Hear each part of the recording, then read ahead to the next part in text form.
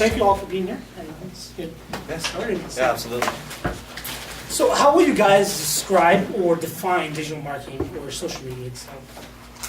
You want to start with that? Well, I guess digital marketing is pretty much, it's a buzzword around these days, but it's probably more about anything you can market online, anything you can advertise online. And that's where we're going these days, is online. Everyone's hanging around. I mean, how many people have got a phone with them right now? Let me ask this, how many people haven't got a phone with them right now? So we're all looking at phones. Online is anything that you can see on a screen or a device, and that's where people are hanging out right now. And I'd say that would be pretty much it in a nutshell. Anything you can show people on a device that's not a TV or a billboard or a newspaper or a radio. Yeah, I think of it as the digital version, the online version of what we do every day, word of mouth. So the benefits to digital marketing is you have more of a control over what people see and how they see it, but it's essentially the same type of interactions that we've been having for thousands of years. Okay. So what do you think online marketing is being preferred over offline marketing or printed marketing? Why? Yeah. Is it cost? Because it's a lot easier for a start, and as I said, we've all got it. I think the stats are now about nearly 80% of people are looking for your business on a phone. You know, they're not looking in the old traditional places like the newspapers anymore, like the yellow pages. Remember those things, yellow pages? They're looking at it on their phone, and you know, with this instant gratification that everybody wants, they want it now. They don't want to wait till they get home and look up pages and pages or look for a TV ad. They want to know where your stuff is right now because they needed it yesterday, although they didn't even know about it. They wanted it yesterday. So I think the big thing is that it's happening right there on the phone. Yeah, I mean, from a business owner's perspective, the biggest advantage is how much you can track everything. Whereas, let's say a radio advertisement goes out to everybody and you may have better results, you think, based on a certain time slot. Online, you can actually set up, we can talk about this later, but you can set up different tracking methods so you know exactly where that traffic is coming from. So that's a huge advantage. You're not just throwing money in a certain direction. So. Yeah, I think that's a good point. It's the ability to instantly, in most cases, it's real time, see the results of where your money's going. You know, if you're spending, anyone know how much a billboard costs these days? Anyone have a guess? How much does a billboard cost? $1,200-$1,300 a month. $1,300 a month, right? When do you pay that? Do you pay that before you put the ad up or at the end after you get some really good results? Before. They don't care what results you go, right? You've lost $1,300 before they even put the glue on the paper, right? So you don't know how that's going to work. You're just hoping that they're telling you that the right demographics are driving past that billboard at any given time, right? With online stuff, you can, not only do you get to measure or see how your ads are tracking in real time, but you also don't spend $1,300. You might have a budget of $1,300 to spend, but you're only spending it as people are clicking on the ads and as you're getting results. So if your ad is crappy and no one clicks on your ad, it doesn't cost you anything most of the time, which is good, right? Not good that you've got a crappy ad, but it's good that it's not costing you money, right? So you're getting the ability to see how things are working. And the cool thing is, if it's not working and let's say your copy is not very good on your ad or the photo's wrong, unlike a billboard, you can't just turn it off. Yeah. You can on online advertising, you can turn this stuff off and change it and fix it up and make it better so you get better results. I think that's a really good point that he made. What are some limitations you guys see in online marketing or social media? Or drawbacks from it? I think it's still, in some demographics, some people are still hesitant to spend money online. Not a lot. Most people are getting used to that fact. Some people are still not fully onto it, but that's changing rapidly every day. And I think some demographics, so depending on your marketplace, you may have your target market fully onto it, which is not a problem. But other industries are still in a bit of a slow uptake to actually do business online, credit card wise, and that sort of stuff. So I think that's one of the biggest challenges, which I think is starting to disappear relatively quickly. Okay. And kind of playing off your point, I guess there's so much information out there on all the various forms of digital marketing that it can be sometimes hard to decide how much of your budget you're going to allocate to which, and which is good for your specific business. So I wouldn't say the barrier for entry is necessarily higher, but you do have to, I guess guidance would be the best way to go about that, of deciding really what's going to be best for your specific business, because there's so many different ways to do that, whether that's, for example, programmatic or Google AdWords, or sometimes things that won't get you any results for your specific situation, and that's all variable. It goes along with testing along the way too, so that could be a drawback, but it's a positive too. When it works, it really works. What are some differences between digital marketing and social media? I mean, I'm a millennial myself, and I really don't know the difference between them. I'm not very involved in social media and online marketing, so can you give me some direction, maybe differences, similarities between Do you the want to two? take that? Sure. Yeah, I'll start this one. So social media, well, let's start with digital marketing. Digital marketing is more focused on the advertising aspects and having, well, at least this is how I define it, having direct calls to action, kind of like in certain advertisements you see, sign up today or call, or there's a certain action that you want the reader or the viewer to take. Whereas for me, social media is more of a audience space. It's a conversational space. Something like Twitter, you're just having conversations. You're helping other people out as a business owner in your field of expertise, or sometimes it's just being part of a larger conversation. So that's how I define it, at least. I'd sort of see social media as more of a subset of digital marketing. Digital marketing is the big umbrella, and social media is just one aspect of it. But as we know, social media is changing every day, just about. It's hard to keep up. But what you can and can't do on social, it just depends on the day, really, as it really does change. But what we used to be able to do, say 3 or 4 years ago on social, we may not be able to do now. Or you can still do what you did 3 years ago, but you're not getting the same results as we used to. If you look back, say 3 or 4 years ago, on Facebook, you put out a post. Let's say you got 100 people who likes your page. You used to be able to put out a post, and out of those 100 people, around about 80 people would see that post. Now that's pretty cool, right? How much did it cost to do that? Anyone know? Zero, right? It didn't cost a thing to do. So what happened back then in 2013, I think the number of websites that were being built in the world dropped for the first time since the internet started, because people saw this trend saying, well, why would I need to go to a website, get a webmaster, go and get some hosting, and get all these expenses when I can just go to Facebook, get a free page, stick out some posts, and all the people that like my page will see what I want to talk about, right? So it was pretty cool. And then Facebook decided to change the rules. And within about 2 weeks of them changing the rules back in 2014, it was January, they went from 80 people per 100 seeing your post down to about 5. And all these businesses spent a lot of time on social media trying to work out what happened to my business overnight, pretty much. And I like to say, you don't want to build a house on rented land, right? You don't rent land from somebody and go and build a house, because that person who owns the property can kick you off at any time. And this is what happened with Facebook back in 2014.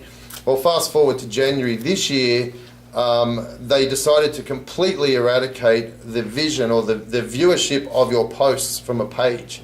So if I hear some of you say, I'm putting out posts on Facebook on my page, but I'm not getting much action. That's why, because Facebook have turned it off. So you could be spending a lot of time doing the wrong thing right now. I know it's a bit of a long-winded answer, but I just wanted to give you that idea, is if you're spending time every day trying to do something that worked a year ago or 6 months ago, you're probably barking up the wrong tree with your energy and your time and looking for ROI on something that's not going to happen. So you got to do original content every time you do a post, or can you? No. So let me step back. What happened was Facebook Did you know Facebook makes money? Right, they make a lot of money, right? In a news feed on Facebook, everyone's got their own personal profile, right? Anybody not on Facebook? Anybody not heard of Facebook? just want to check. On Facebook, right, you've all got your own personal profile. Well, on your personal profile, there's 3 things that you can see on your, well, used to be 3 things. First one was posts from other people. Okay, your friends, they put pictures of their cats, and we all love them and comment regularly, right? And then there's things called ads, right? You may or may not have seen ads. They look like posts, but they're ads. That's how Facebook makes their money. And the third thing that they were showing on your timeline was posts from business pages. Now, Facebook looked at the newsfeed and they said, well, there's not enough room to show all this stuff. Because as a user, being you guys and us, we don't want to be looking at ads all the time or business page ads all the time. There's not enough room for personal posts, so we've got to get rid of something. So what do they get rid of, do you think? They get rid of the business page posts. In January this year, they got rid of it. So if you're a business now and you're using your business page to post good content on there, no one's going to see it unless they come to your page. And there's not a lot of that happening out there really right now. So, Did they announce that anywhere? oh yeah, yeah. They announced it, but if you're not in the space, it doesn't mean anything because Facebook are always announcing something every day, and we get to this announcement blindness. You know, whatever, we don't hear it. So, but you don't know that, right? So people, unfortunately, are still doing things that are not working anymore, but they don't know that's the case. So if someone, you post something on your business page Yep. and someone sees it and Yep. they share it Great. to their 1,000 friends, Great. how many? what do you Well, think if they percentage share is? it to their, that's a personal share, so they'll probably get a lot Get more more people. views. But if it was just relying on the business page, you're relying on Facebook to do the sharing, not going to happen. Mm-hmm. But you get some friends who are influential. This is where we talk about influencer marketing. You get some people who are influential and they start sharing that stuff for you. Then, yeah, of course, people are going to see it, which is great if you can do it. So that's a little tactic that you can go and find. If you've got people who are influential in your space, get them to share your stuff, right? I just want to be clear. So if you post on your business page Yep. things that you're doing, Yep. Facebook doesn't promote them naturally. They used to, but not anymore. They don't. Okay, so Not you anymore. promote it yourself through friends and friends and friends. Or pay for Or it. pay for it. Yes. Is that what it called? That's Where you mainly- boost? Yeah, your- so Yeah. there's 2 options. You either boost the ad, so when you've probably seen this, hey, would you like to boost this post for $20 and reach 20,000 people, right? Mm-hmm. You pay money to do it. Now, if you're paying money, suddenly Facebook think you're a different person. They're like, oh, now you're my friend. Of course we'll do what you want for $20. So Yeah. they're posting this to how many people? What area?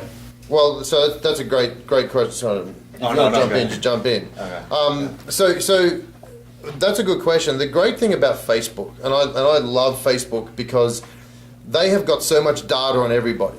Like they have more data than you even know about yourself sometimes. And they collect this data. And what they do is they use that data to serve you ads. Okay, so if you and I were sitting next to each other on a computer looking at Facebook, I'm going to see a different ad than you are because you're a different demographic than me.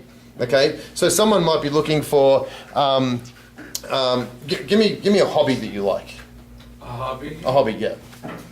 Anything or anything, a show. I love to go to films. Okay, film. So you're a moviegoer. You're one of those people. Maybe a cinema wants to run some Facebook ads, and they're going to look for moviegoers or people that like films. Okay, maybe I'm not that person. I haven't told Facebook that I like going to the movies. They're gonna that cinema will be able to serve an ad up to you because you're the right demographic for them. Maybe it's a cinema in what city do you live in, Ren? Palm Springs. Okay, so maybe they're only running ads to people, moviegoers in Palm Springs, who like movies and are a certain age bracket. Okay, so they localize. You can. Yeah. You can. You can. You get the choice. You should. How do you get a choice? When you create an ad, it'll say who do you want to send an ad to, and the great thing about Facebook is that you can niche down to almost single people. You can say I want to serve an ad to females who like long-legged socks red ones that like movies and live in Palm Springs and only eat chocolate. I don't know why you do that, but you can, right? You can be super specific. Then what happens is, then he can run an ad to those people and say, hey, are you a female that likes long-legged socks, lives in Palm Springs and eats chocolate on Thursdays? Have I got the sock for you, right? Now, all of a sudden, you're talking to that person. You're really narrowing down, and this person, well, that's me. Hey, this ad must be for me. Well, it is, because you can really niche down. You can go as general as you like, or you can go really, really specific. And this is why Facebook is making so much money, is because businesses like you guys can do that. But the important thing to know before you even run an ad is know who your clientele is. If you can work out what they like, where they go, and you probably hear this all the time from Marketing 101. Who is your target market? What do they look like? What do they like to go? What do they like to see? If you can keep a track of that, then you can use that to define your audience when you run ads. Real quick on that Yes. subject, you can work backwards too. If you already have a certain list of, you've been in business for X amount of time and you have certain customers, you can take their information, plug it into Facebook, and Facebook's algorithm will actually decide who to serve those ads to. So based on the list and demographics of your already existing clientele, Facebook will find more people like that. There's ways to do that. So you can also work backwards from there, and you don't have to really guess through that. Go ahead. How will they charge you for that? Essentially per click. Generally, so per just click. depending on the Click. You can limit your Per- clicks if you need to. I'm sorry. You can limit the amount of clicks you'll accept. Yeah, you Yeah. have a budget. You have a budget. So it's an auction basically. Mm-hmm. So let's say that you've got $10 a day to spend. That's all you want to spend, and your target market is females 40 to 60 who live in Palm Desert. Okay, you're going to be competing against not only what your business does, but anyone else that wants that demographic too. You might be up against some liposuction surgeons or some mothers club thing or whoever's looking for that. And what Facebook are going to do is say, well, who wants to pay the highest to get in front of these people? Because we can't serve all of the ads to these people. They're a hot, in-demand demographic. If you're willing to pay $1 and he's willing to pay $1 too, Facebook will say, we'll give it to you. And if there's any space, we'll give you yours at $1. So it's an auction, and it changes. It's not $1.02 set for life. It's $1.02 right now. But if he suddenly pulls out of his idea of marketing to those people because he's turned his ads off, all of a sudden you're the only person around, and Facebook might say, "I'll give it to you for 80 cents." And the more people that click on it, the cheaper it gets. Okay. Okay. I think he had a question. Yes. Well, I had a question, but what you just said frightened me. 80 cents a click, and what if 5,000 people click on my ad? And then, That's expensive. well, I mean, No, you can limit it. So let's go back to this one. You got $10 a day. All right, your budget is $10 a day. Hey, Facebook, as soon as I get to my $10, the ad just disappears. Okay. It comes out of circulation. Okay. They won't go over the top because you don't want any surprise billings. So am I understanding this correctly, that to go back to basics, you can have a personal or a business page on Facebook? Yes. And then when you have a business page on Facebook, Yep. you can generate an ad. You Correct. generate that Uh-huh. ad. Yep. And then you can put that ad out there through them, and I can put like a term in there like artist. Correct. And they will go through all the profiles Yes. and find profiles that have artists in them. That's right. And then that ad will only go to those people. It doesn't go out to everybody. Nope. Just to those people. Just to those people. You got it exactly right. And I'm contemplating very close to going with Constant Contact. Mm-hmm. What is your opinion of that on Facebook versus like a campaign? When you say constant contact on Facebook, what do you mean by Not that? Constant Contact on Facebook, but Constant Contact, Uh-huh. the email Uh-huh. campaign where Yep.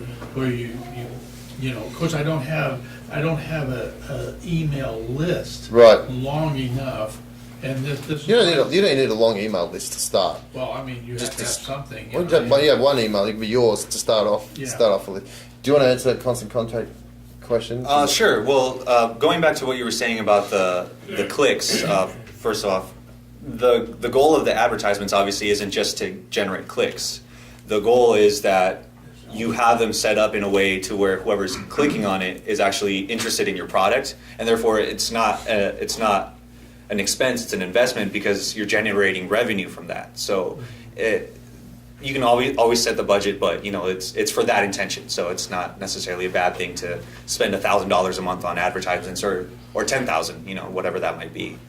In terms of constant contact, going back to what you were saying earlier, it's important to have something of value, customers' information or prospective customer information that you hold on to. That's why email lists are so important. Think of it like their digital home address. You can reach them there. So whereas Facebook advertisements, Facebook can change their rules tomorrow, right now, as we're talking right now, something could change and everything is gone. With an email list, you always have that ability to contact people and create a compelling offer. You can use your email list to sell them the next product in that series of products that you have, or a promotion that's coming up, or a holiday. So there's lots of different advantages to having the email list of dedicated prospective or current buyers that you can keep contacting. So both are important. So do both. Absolutely. Absolutely, yeah. I would do, one thing you want to do is have your own list. That's your list, because, as you said, if Facebook closes tomorrow or they change the rules, all of a sudden you don't want to be left going, well, all my business was on Facebook, but now I can't access who those people are. Yeah. How will you guys build an email list? So you usually do it. You can do it through Facebook ads. They have a section called lead ads where you can actually run an ad to the right demographic and say, if you'd like to get a coupon, or like to download my book, or get my little video series, or find out why XYZ is the best for you, sort of thing. In return, they'll give you their email address. You can put it on your website. You can have an opt-in page that people come along and they download that particular item from on your page. So either website or Facebook ads, I'd say would be the best. Just going back to tools that constant contact. I'm not a big fan of constant contact personally. Anyone from Constant Contact? You're from Constant Contact? In Dallas, we used to have the gallery in Dallas, and we did it. And this lady come over and we pay for all the stuff. Yep. But it just depends. It's all about location. Yep.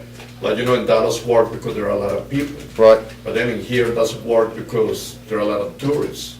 But you can still collect them. You can still collect their name and address, because let's say that you've got some artwork that they like. They don't necessarily need to be standing in the art gallery to buy it, right? They may be. You know what? I saw it when I came through. I'm a tourist. I'm checking you out. Here's the thing with email lists. If I'm a tourist and I walk into your gallery, and let's say I live in Canada or whatever, and I'm looking around, I'm like, hey, this is pretty nice.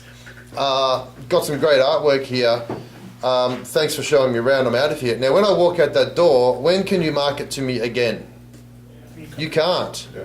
Right? You can't, because you don't know who I am. You have no way of finding out where I am and where do I go to. And this is the same with any business. And the same especially with websites. People come to your website, they look around and go, oh, that's a nice website, or not, and they disappear. Now, you will never be able to market to me again if you don't collect one thing, and that's an email address. Well, contact list, even if I have the emails and stuff, Yep. you get every month these people like, I don't want to be bothered, take me out of the list. So what? Then take them off. Yeah. Take them off. But you'll only get a small percentage.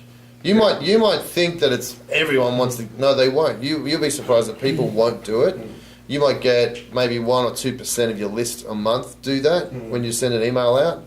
So what? If they want to take off, if they want to go, let them go. Facebook kind of worked for us because Facebook, you can pay from $50 to $100 and it goes miles. Right. So the more you pay, the more miles you get. So we've been kind of lucky with that. And then some few magazines like. But you can drop a pin on certain areas too, and just have a small amount of areas. But yeah, Constant Contact, not a big fan of. MailChimp, I like MailChimp. Yes. Who's got MailChimp? How many people got MailChimp? I don't like Constant Contact because I just don't like the functionality that they've got. I think it's limited. They have a really good sales team. Sold a lot of people onto it. I'm just not a fan. MailChimp is free for the first 2,000 people. Free. What is it? Free. Mail- Zero. Mail- MailChimp. MailChimp. MailChimp. Yep. MAIL. MAIL. MAIL. Yep. So Facebook first, and then try either Constant Contact or MailChimp or. I mean, you can do both at the same time. MailChimp and Constant Contact, they're just a service that collects data. You don't have to email anybody when you collect the email address. You don't have to do anything. As long as you just collect it, you can do something with it later. But right now, if you don't collect it now, you can't go back and try and collect it after they've gone. So I would say collect your email now, and if you don't want to do anything for another week, month, or year, at least you've got it there and you can go back to them later.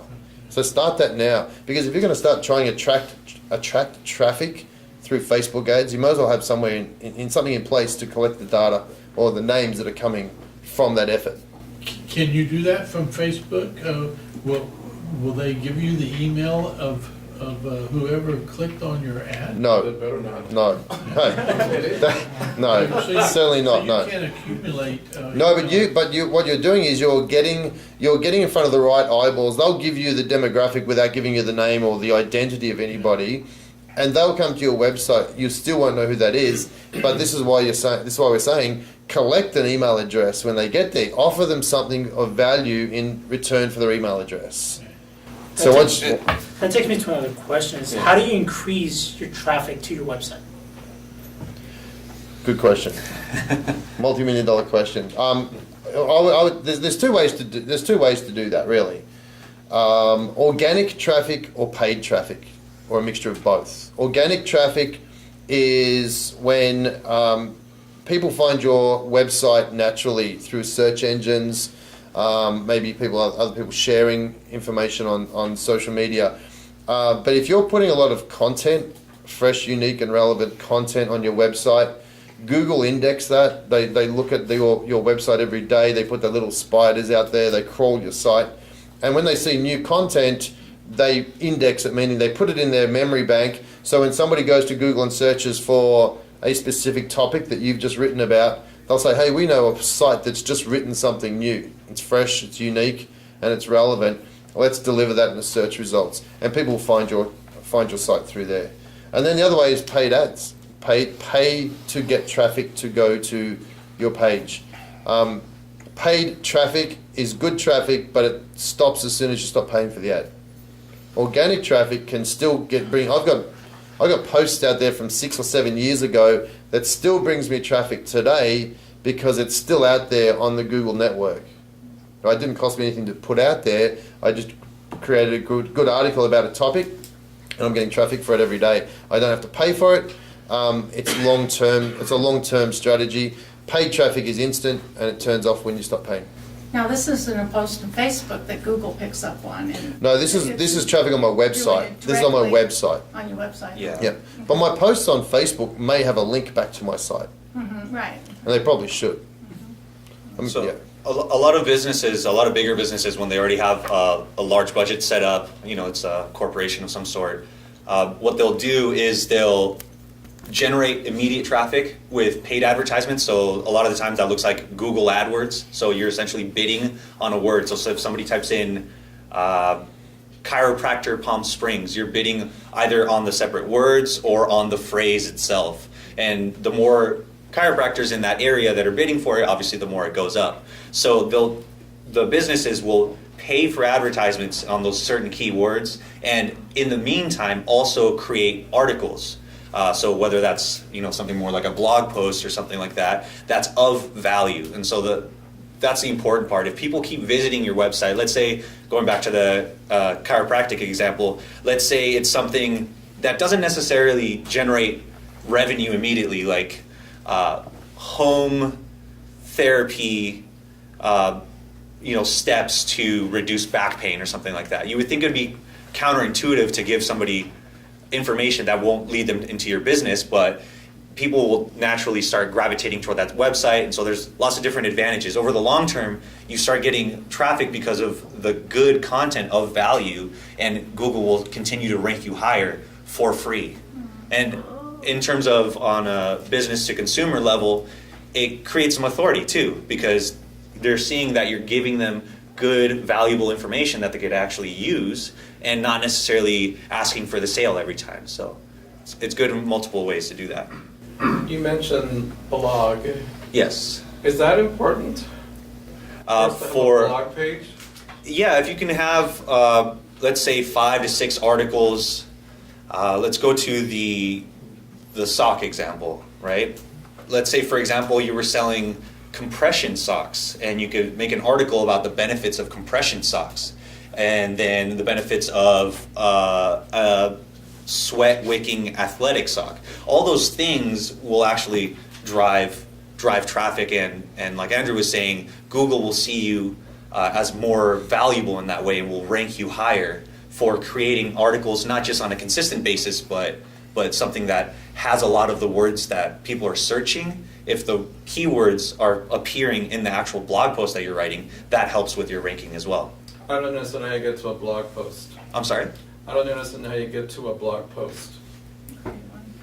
How do you get to Yeah. one? To blog post. How do you get to one? Is that the Yes. question? Like if someone is searching, how do you end up? Somebody might be searching benefits of compression socks, and that happens to be the title of his article, No, and but it'll be Google the will show list on them. there. They don't just show you the homepage; they'll show you that page specifically. Yes. So if someone types in benefits of compression socks, it's not going to take you to his homepage. It'll take you to that exact page of that article about compression socks, right? So your blog posts, your blogs. You know, the word blog started from a thing called weblog, which is really out of date now. It's more of should be an article page than a blog page, but we stuck with it. So it's information, good quality information that changes or can be updated on a regular basis. So that's where people find your blogs on your website. Most websites, good website builders these days will have the ability to put a blog in there. I don't know if you're going to cover this, but I don't even know how you start a blog and advertise a blog. It's usually it's just part, blog and websites these days are pretty much the same thing. Is that usually like a web page within It's your website? just a page, it's a Yeah. page of your website these Page days. of your website. It's a Yes. page of your It's like a website. tab that you can click on. It could say articles Yeah. or blog or important information, and you can click on that. It's not a separate So, website. Yeah. It's not a separate website. These days it shouldn't be a separate website at all. There are some services out there that let you do blogging on a separate website, but I would say put it all on one page, because the more information on your website, the better the traffic will be. Do you get increased traffic because you're updating your information on the blog compared to the actual website, Yes. which just stays stagnant? Well, if your blog is on your website, it's the same thing. So when you're updating your blog page, it still has your initial URL, your domain.com/title of the article, usually. So blog, I would highly recommend, if you're going to do a blog, do it on your website. Don't do it on a blogger.com or another blogging platform that's not even connected to your website. Well, that's what I was referring to, because there Yeah. is a separate blogging. I wouldn't even use those anymore. Do not. No, that was 2007. So I'm hearing you should set up a page on your website, just have an article on and change it on a regular basis. Is that what I'm hearing? You can. I wouldn't say change the article. Leave the article as it is. Add new articles. Yes. Absolutely. Yes. Yep. And- And then that's exactly what a blog is. It just has a little timestamp on it, so it just usually puts the latest article at the top of the list. Another thing, I work out of my home, and I don't want to put my home address on my webpage. Okay. I use a P.O. box. Yep. And because of that, I'm not in the Google search engine much anymore. Well, that's How do a I solve that problem? Google My Business. It's called Google My Business, or Google Local now. Yeah. And you just let them know that you'll need to tell them your address, but you don't service clients at that address. So I'm going to Google what? It's called Google Local. Yeah, Google Local. Google Local, and that's where the maps, all the map stuff happens, where you put your details on a map. But if you say you don't service people at this address, they won't display that address.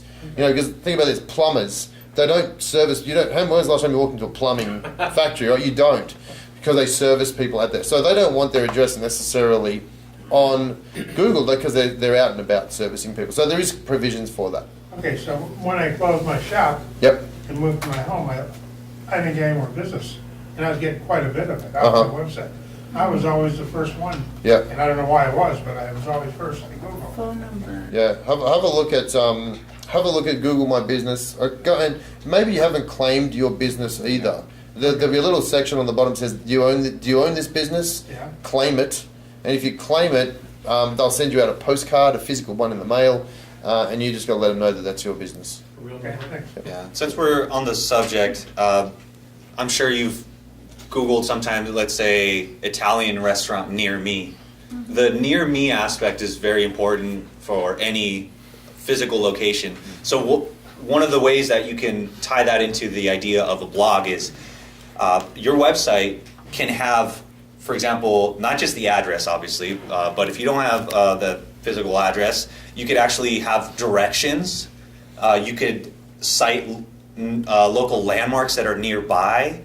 You can use city names and nearby locations in the article posts or in certain sections of your website. So there's many different ways to have Google understand where you're at and to rank higher in the certain locations. Does that make sense? Awesome. Cool. Do you have a question? With Facebook, when it says like your page versus, just like under posts, when somebody's posted something, what's the purpose of that? What's the purpose of liking the page? You know, these days it's not as significant as it used to be, because when people liked your page, and then every time you did a post, it would go out to the people that liked your page, but now they've changed that. It's more of a signal to, if you're running ads, you can run ads to everybody that likes your page. You can run an ad to everybody that doesn't like your page. Because let's say you've got a bunch of people who like your page, and you want to offer a special to people that you've never heard of before, or have never heard of you before. You may want to run, and one of the options is run this ad to people who don't like your page, because you don't want them to see that you're doing a special to other people. So you can exclude them from your page. So there's a couple of little reasons why it's not a massive thing. Some people still use it as a vanity metric, meaning, I looked at their page and they've only got three or four likes. It really doesn't matter, but some people want to have 1,000 likes so they look popular. Up to you. It's like 1,000 friends. 1,000 friends, Yeah, all that sort of exactly. stuff. Yep. 1,000 friends I've never seen or met before, but we're all buddies. Right. Yes. Well, what are some useful digital marketing tools you guys can use, for free or cost effective that are out there? Thousands of them. Yeah. Where do you want to start? You can start. I use Instagram a lot. Who here uses Instagram for their business? Okay. Can you explain Facebook. what that is? Instagram. Facebook now owns Instagram, and essentially it's a very visual platform. You see people's pictures in your feed, so instead of written content, how you can in Facebook, it's just essentially pictures with different hashtags that you can search. Anybody here use LinkedIn? Yes. LinkedIn? Yeah? A couple, a few. Okay. Do you think Instagram is getting better for businesses than Facebook? Since you can hashtag everything? Does it go out to more people? I think it's growing. Yeah. As far as businesses go, the number of people on Facebook is still 3 times as many as there are on Instagram. Instagram has a pretty sort of set demographic, but it is growing in the older age bracket. But the fact is that Facebook is still there with 2 billion people on it. And Facebook own Instagram, so they're bringing a lot of features from Facebook into Instagram anyway. So it's sort of melding into Instabook. Yeah.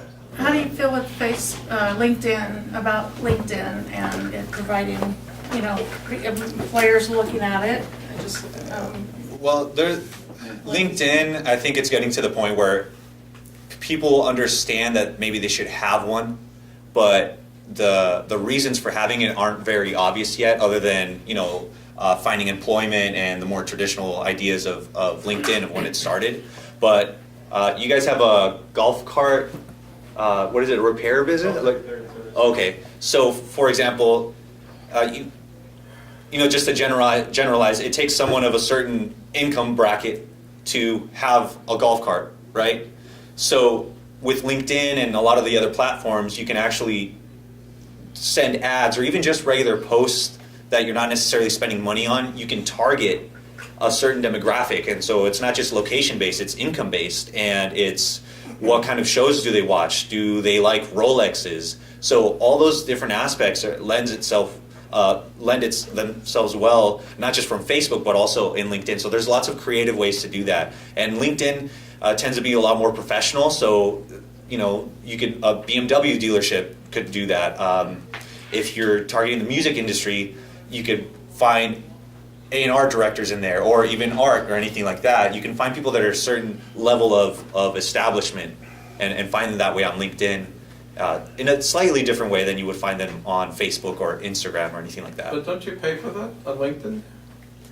There's every platform has the paid and then the non-paid version, so there's different ways. And yeah, even Facebook, you can target people without necessarily paying.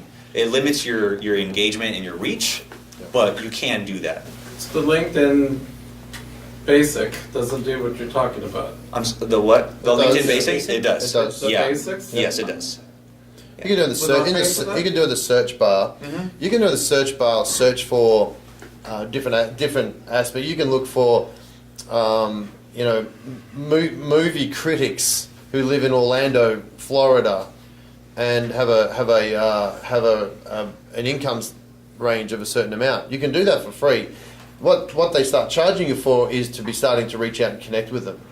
Like you can only connect, I think it's 5 a day that you don't know, send an email to, and then they stop you. But if you pay, I think it's $70 a month, you get about 200 a day that you can reach out to, and you can email, send them what they call an in-mail inside LinkedIn, and you can reach out to those people and say, hey, I know you're a movie critic, I've got a new movie coming out, or whatever it is. So you can reach them, but that's when you start paying for it. But you can still certainly search for them, you just can't reach out to them directly through LinkedIn. Yes. How do you learn how to do this other than coming to a 1-hour seminar here? Come to lots of our seminars. Yeah, for a There's few not that years. many of them. We, for me personally, this is what I do. I live and breathe this stuff. Right, I've been doing it for 12 years now. As a business owner, when you're wearing many hats, it's hard. It's hard. I'll admit it's hard to keep up. I'm doing this full time because I live in this space.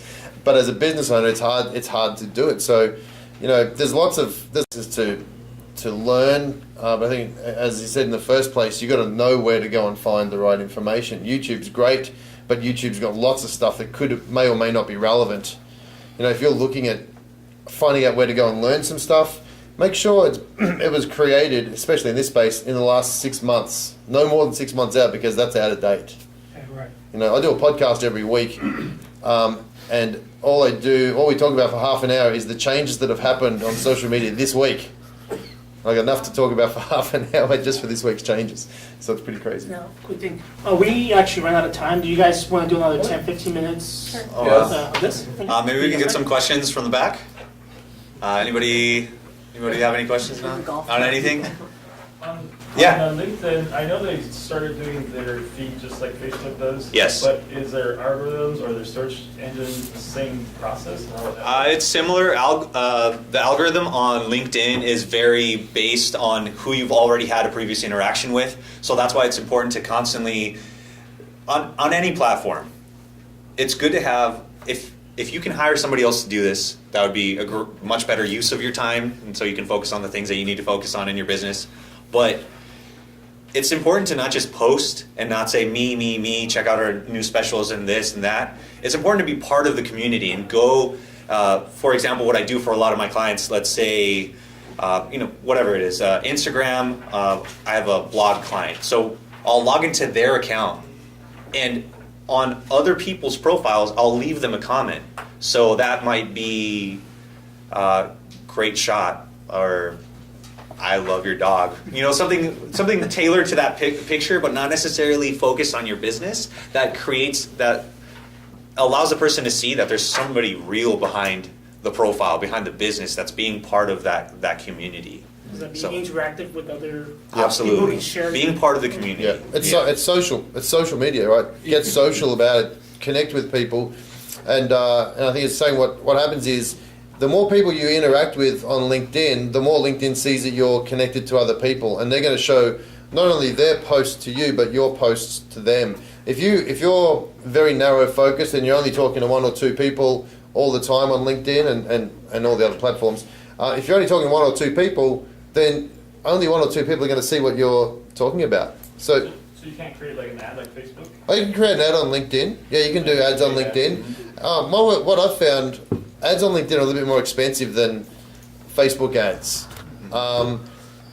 They tend to be more recruitment style ads looking for specific people with specific job roles or titles, rather than we can fix your golf cart sort of thing. So yeah, we're looking at $2 or $3 minimum a click, which can be expensive. The hard time that we have with our business because our demographic is older, just really niche kind of customer. Yep. So and they're not quite on Facebook and Instagram yet. So You'd be surprised though. You'd be surprised if they're not. And here's the thing with Facebook ads is you can run a test, $5. If no one clicks on it, it doesn't cost you anything anyway.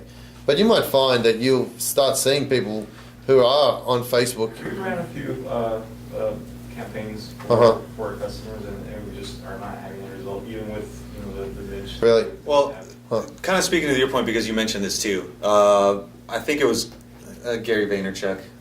So essentially, the idea is what's the value of a basketball, right? For example, a basketball in my hands is worth very little. I was terrible at it. I tried it. It was embarrassing.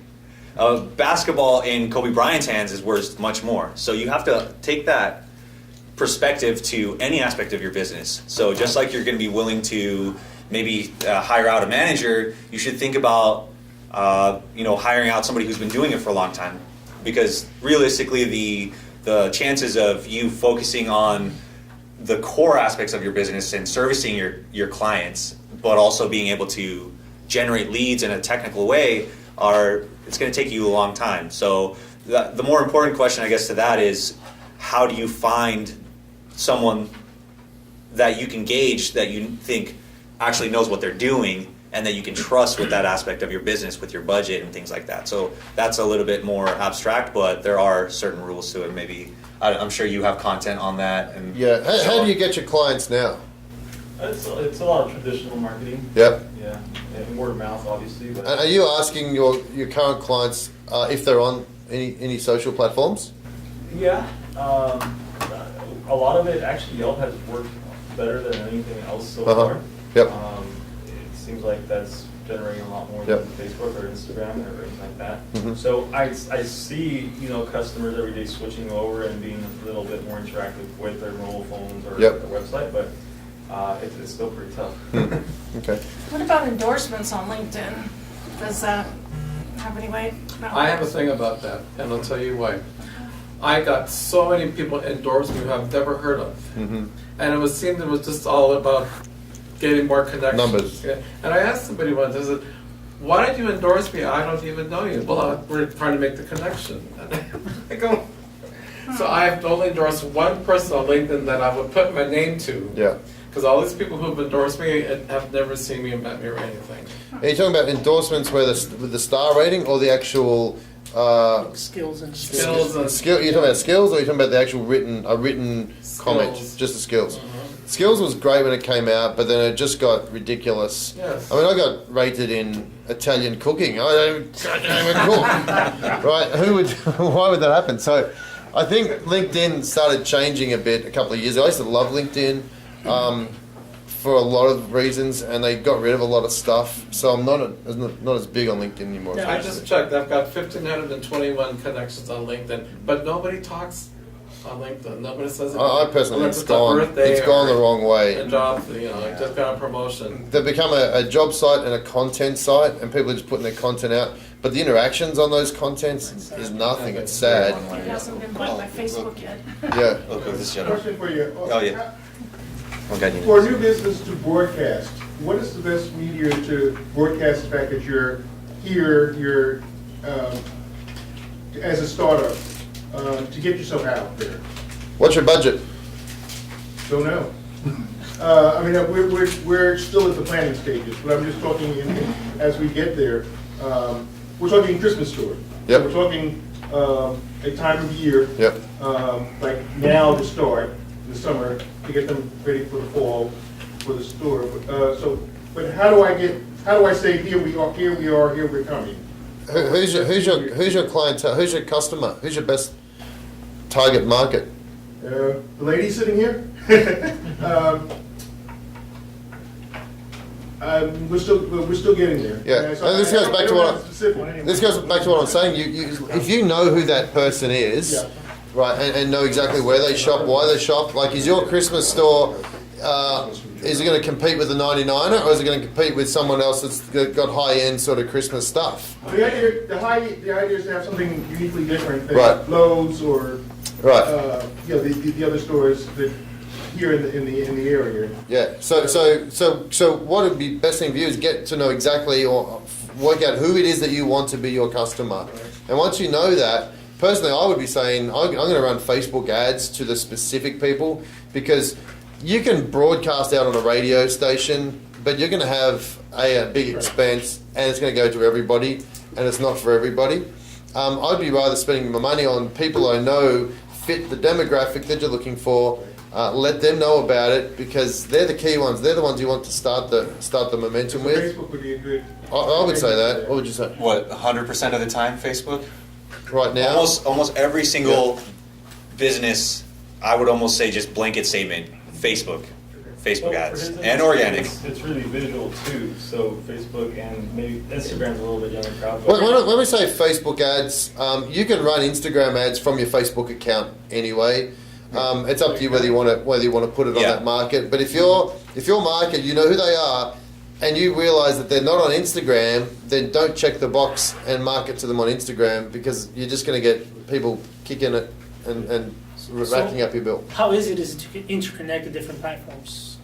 Facebook make it easy for you to give them money.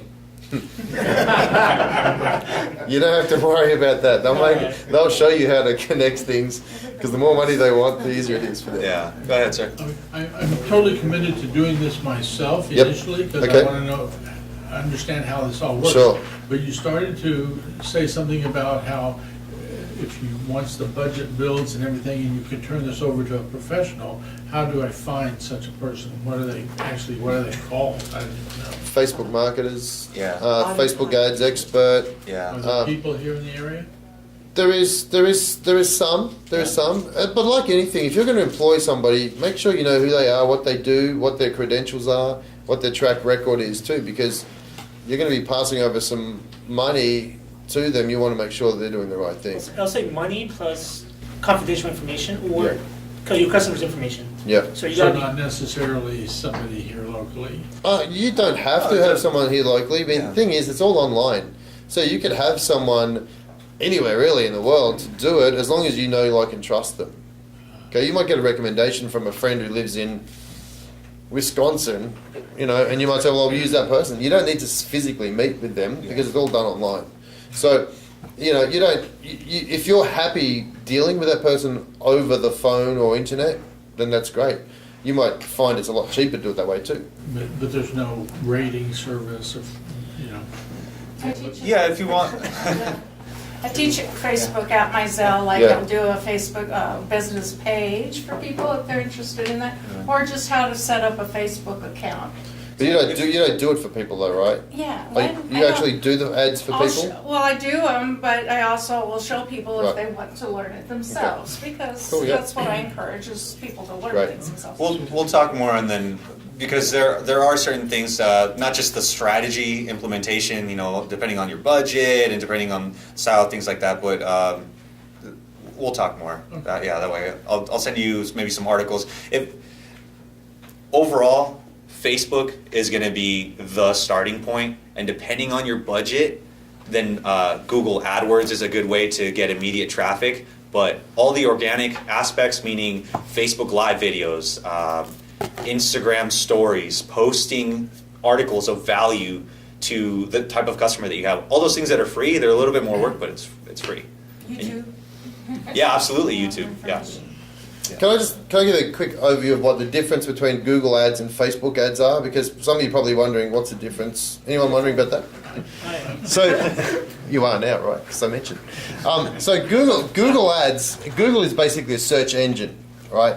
And if someone's looking for socks, I'll use a sock example, or golf cart repair. If I'm typing in golf cart repair on Google, you'll see the top 4 spots are usually ads. Now, it costs usually a little bit more for Google ads than it does for Facebook ads because people are there with an intent. They're looking for a solution to a problem. Fix my golf cart. Now, what do you think they're looking for? Information on the history of golf carts in the world? No, they're looking for someone who can fix my golf cart, right? So they've gone to Google for an intent. And Google know this, so they deliver the best possible result, not only organic, but also the ads that are out there. Whereas Facebook is interruption marketing. I like to call it interruption. We're all happy looking at our cat photos, and bang, here's a golf cart ad. Right? Now, the golf cart ad, I may not be looking for golf cart ads, but as soon as I see it, I'm like, oh, that's right, my wheels have fallen off. I forgot about that. At least these guys are close. I'm going to go and call them up. So Facebook is interruption marketing. Google is with a purpose. They've got an intent to find something, and usually it's a buying signal. Does that make sense? Yeah. So I like to think of there's 2 things. If you're looking for people to get in front of the right demographic, Facebook have a lot more information, a different type of information about your customer. Google will have the right information for people looking for certain stuff. So could he buy an ad through Google, and so when people Google art easels, yes, could his ad exactly pop up?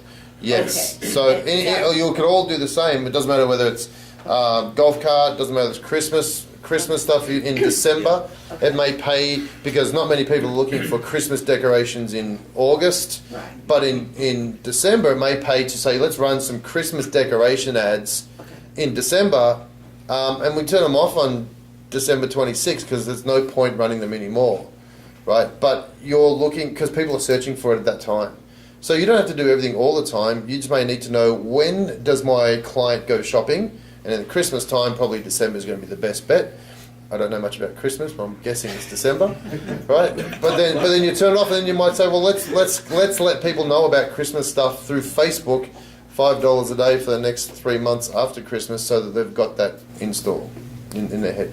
What would you call Twitter? If Facebook is interruption, is Twitter the same thing, or is it a little different? Twitter is a lot better. You know, I like Twitter for information. I like to find out news and information about stuff. Twitter is one of those services where, you know, in the old days, like 10 years ago, if you wanted to find out what the news was, you'd look at Channel 3 or whatever it is, and you'd only get their side of the event. Now, if that reporter happened to be on site, great. But if that reporter wasn't there when something happened, bad luck, right? You're gonna get hearsay. Twitter, everyone's there right now, and everyone's talking about it. Doesn't matter if it's Channel 3, Channel 4, or Channel 300 from Egypt. They've all got their ability to focus on a news story. Even you've got the ability to share news from a source. So I like Twitter for information. So if you're out there and you've got a Twitter account, you could be sharing information. You're writing a post about, let's say you're writing a post about socks on your website, use Twitter to say, hey, I've just written a new post about compression socks. But isn't Twitter tweets your own personal opinion? Isn't that what's Not necessarily. You can share whatever you like on Twitter. your opinion? You can share your opinion, but you may also want to share links and valuable information. And the way you interpret something. Or No, not necessarily. It might be, I've come across his sock compression article, and I might say, here's an article on sock compression for all my followers, because they're all looking for that article. I always think of Twitter as the headlines of your stories. So if you have an article, boom, you put it, get the headline, and maybe one sentence, say what your article's really about. That's about as much space as you've got these days. Right. Well, a lot more businesses are starting to use Twitter as a customer service application. So I had a little incident with a certain airline, and I couldn't get a hold of anybody in customer service. I was calling, it was 15 minutes on hold, just ridiculous. I tweeted out, and it was something I was upset, so I said something not mean, but to get their attention on purpose. And they immediately had a customer service representative talk to me. So for local businesses, let's take the example of a pizza shop. Someone could tweet out, I just had a terrible experience at so-and-so. And you could tweet to them, say, well, come on by, we'll give you 50% off, we'll show you how awesome our pizza is. But everybody's seeing that negative tweets.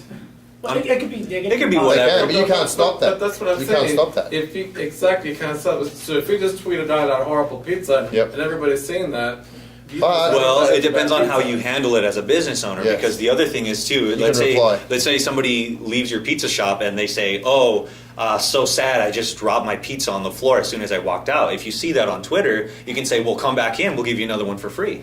And it stays public because then people will see those customer service interactions that are usually just so private. Most of the time, people just want. Think about any situation that you've been in with this airline. I just wanted somebody to solve my problem. That's all I wanted. So if you can solve that problem for them, whether they're your customer already or not, and you can do it in a public space where people will see, wow, they actually took care of that situation, whether or not it was a negative tweet or not. I think that's a lot more important. Says more about the business owner than the negative tweet itself. And I think that's sorry. I think that's a drawback for social media. I mean, everything you can't stays stop up. negative. No, it's not a drawback Not a because drawback, but it's- I mean it's good for. I think it's good for businesses. I had the same just this week. I had a problem. I emailed the customer support. I got crickets, nothing coming back. So I jumped on Twitter, and within 20 minutes, hey, thanks for giving us a nudge in public, because now we've got to do something about it. So it's almost like the old days when you call up the manager and you say, hey, I'm not happy, and that conversation stays private. Well, now it's like having that conversation in the front of the store with everybody listening. They don't want to be seen to be not doing the best customer service they can. So they'll make sure that they're going to fix up whatever you can in public. But can't they delete that tweet too? No, because it's your tweet. You tweeted it. I can't delete your tweet. It stays Okay, public. but I mean, I'm the vendor. If you're the If I vendor, don't like somebody's tweet, I can delete no, it. you can't because it's it my stays tweet. public. If I write Yeah. tweet on my timeline, you can't delete it. It's not like a Oh, I Facebook agree with business that, page or but anything like if they that. put it on my site, I can get No, it. it's not. It's a what you're doing is you're putting it on your own site and you're putting their name, their handle, okay, at airline. So they get notified. All my followers get notified that I've just had a bad experience with an airline. Airline One is now looking at it, going, "Oh wow, we've been called out here." So they'll reply on my timeline, not their timeline, I my understand, timeline. but on theirs, they can delete your tweet if they don't like it. No, No, it's No. everything Not stays you, separate. from your account, but they can delete it off their account. it's not on their account. It's on mine. It's on my account. It shows up because I've named them, but they can't do anything about it. And it doesn't show up on their So- account at American Airlines. No, it won't show up. It won't show up on their. It won't show up on their account. It shows up on my account with all my followers.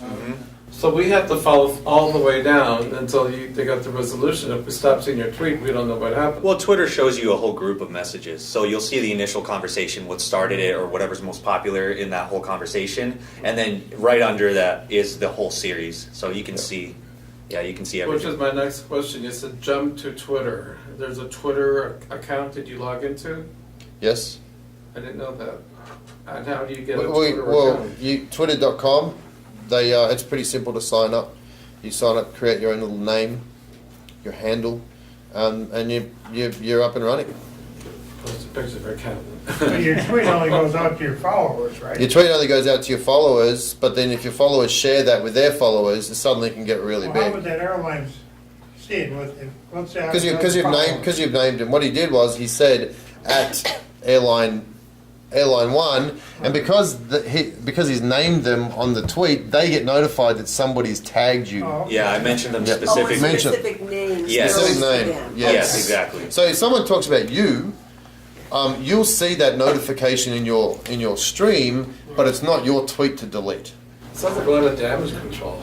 You have to keep at it. It can be. Add it and add it and add it. It can be, but Well- it's also got people it's got, I think it's improved a lot of customer service for a lot of businesses because now they know they're in public. Because think of it the other way too. Think of all the, let's say you don't have a Twitter account and somebody doesn't like your business. Think of all the things that are going unsaid where you don't get to give your perspective or to solve that problem. So if you do have those things going on, it gives you an opportunity to actually address them.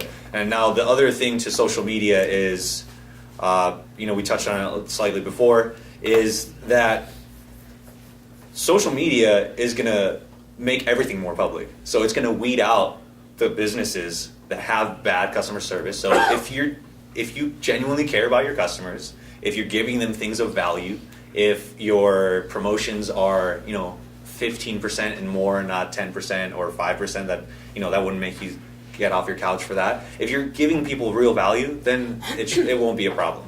Yes, certain interactions happen, misunderstandings, but overall, it's always I have a good. question for the both of you then. For us, all of us who have a small business, who are a sole proprietor, who run our business 8, 10, 12 hours a day, including weekends, we're busy promoting the business, doing our business. How do we have time for all this? Well, there's some tools out there that can help you with this. But I would say firstly is you don't need to be on it all day every day.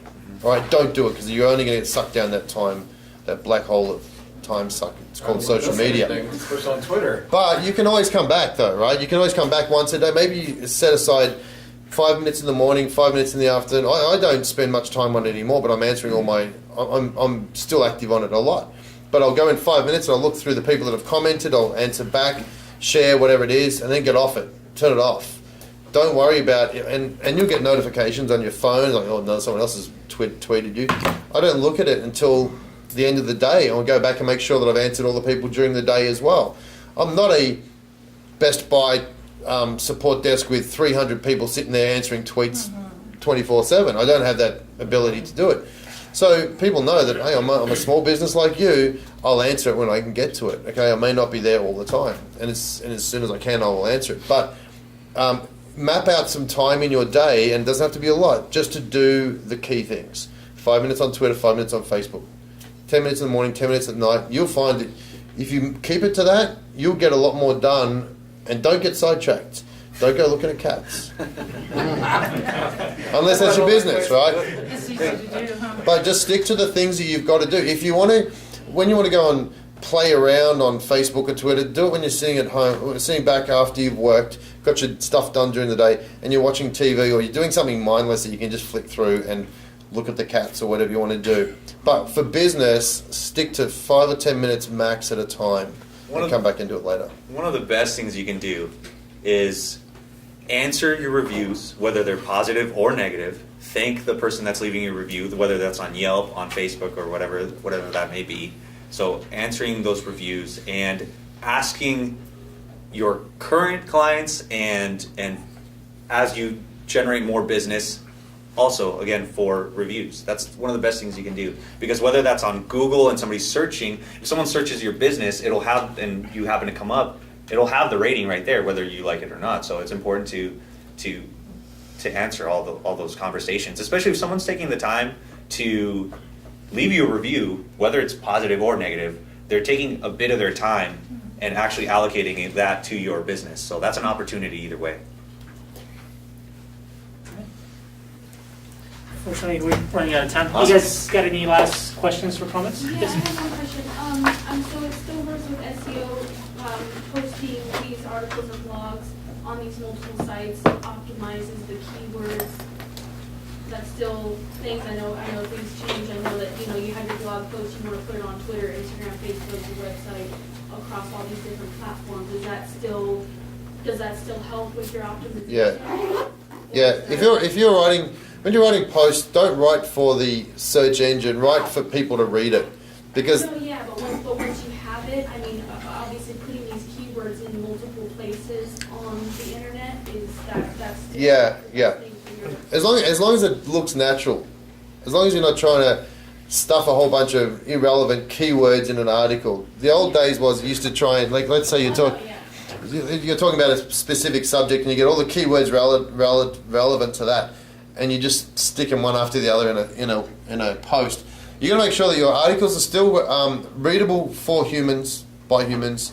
The search engines are smart enough to know exactly what your context of the information is, not just the content, but they know if you're talking about shoes and women's shoes, that other words around the word women's shoes are also going to be found in the search engines as well. But use your keywords, make sure your keywords are in your article if you want to make sure you're found for that. If your keywords aren't there, it's going to be harder to get found for it. Well, because I know that there's tools where, because people, they're thinking, okay, well, now I have to share on Twitter, I have to go on Instagram, Yep. So I know that there was a tool, I don't remember the name of the website, where you can basically post your article. Once you have it and it's readable and it's organic and Yep. everything like that, you want to obviously share it on these different platforms to have it come up more often, on the search engine. But that's still the goal. That's not like that algorithm or anything like that has been changed or anything. That's still kind of the goal is having. Yeah, I see what you're saying. So you're talking about, for example, whether you're doing it yourself or you have an app like Later, the Later app, where it schedules out the posts and you're posting to multiple areas. Yeah, so the same piece. And you can post it to multiple Mhm. platforms. Yeah. So Hootsuite or something like that. Yeah, Hootsuite. As long as you're. Hootsuite, that's the one that I've heard of. Yeah, the important thing to do is to not just obviously just do it once, but over time also link. Let's say you're on Twitter, you can have your website link in there, and on your website also make sure to include here's our Facebook and all those things. So when the algorithms see that they're interconnected and you're sharing that information, it builds that up. Okay, so it's not like if they look for something, like they look up for an article that you have or something that they're all still going to come up. It's not like I don't want to do all of this work of posting on these different platforms, and if the algorithm is that essentially it sees that is the same article coming from the same website, that they're all connected, so only one pops up. Hootsuite is the one you're talking about. It still works pretty well. And is there any tool that you would recommend for posting an article on your multiple platforms without having to sign into it? I still use Hootsuite for it. Yeah. I don't use Hootsuite for Facebook though, because Facebook don't like it. But it doesn't really matter now because they're not showing that. If I'm only posting it to my business page, they don't use it anyway. So I use Hootsuite for Twitter, definitely LinkedIn.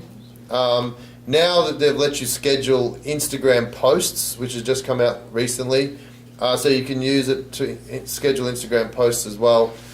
I like to use Hootsuite for writing. When I write an article about a subject, I might write 10 or 15 little sub-sentences, like little mini headlines, and I'll load them into Hootsuite over the next 3 weeks so that every day my Twitter account is sending out a message to people about the article I just wrote with a different headline. You can't use the same headline 15 times, you have to mix it up a bit. So I changed the headline. But in between those posts, I might send out other information that's relevant to my followers, but not talking about my stuff. So it might be a post from Gary Vaynerchuk or something like that, where I'm just sending traffic to him because I'm giving value to my followers rather than telling everyone to come and look at me. Yeah. But Hootsuite, $5 or $6 a month, I think it is. It's a great tool. You can schedule posts that aren't your own posts? Correct, yeah, absolutely. Yep. Well, I want to say thank you to everybody for showing up tonight. They'll be around next few minutes if you guys have any specific questions. Is there an email, maybe your email or something that we can have everybody send their, any questions or anything like that too, or just a general email? Yeah, I'll send. It's being recorded. It's gonna be the video itself is gonna be uploaded to the City of Cathedral City Economic Development site. But I'll email everybody the video link. And if you have any questions, you can email me and I'll forward it to them. Yeah. And now he knows he's going to put on Twitter and Facebook and LinkedIn and all these others, right? Absolutely. Picture, right? Thanks, everybody. Thank you, guys. Thank you, it's very informative. Absolutely. Thank you.